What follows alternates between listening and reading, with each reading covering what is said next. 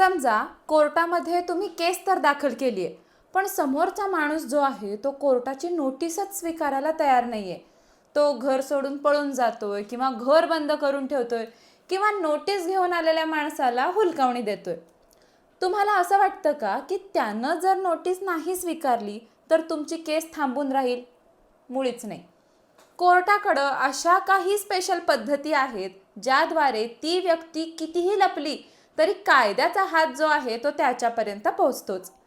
Summons बजावण्याचे ते जादुई मार्ग कोणते आहेत ते आज आपण या व्हिडिओमधून समजावून घेऊयात.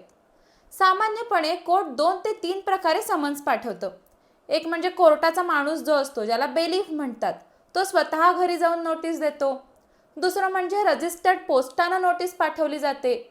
बरं, तरी सुद्धा हा माणूस इतका शातीर आहे की त्यानं या सुद्धा पद्धतीनं झोल दिला तर काय होतं?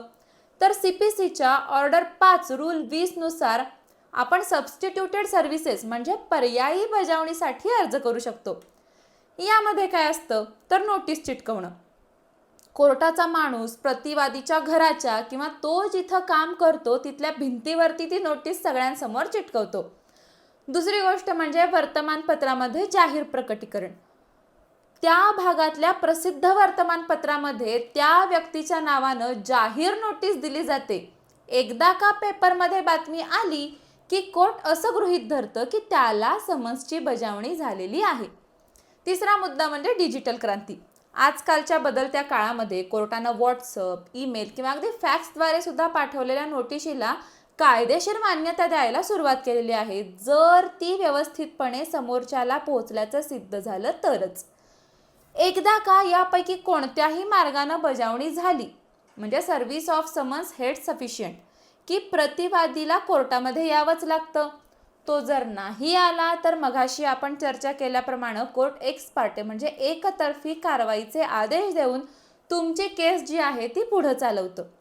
म्हणजेच समोरच्यानं नोटीस नाकारली तरी नुकसान तुमचं होणार नाहीये तर त्याचं होणार आहे.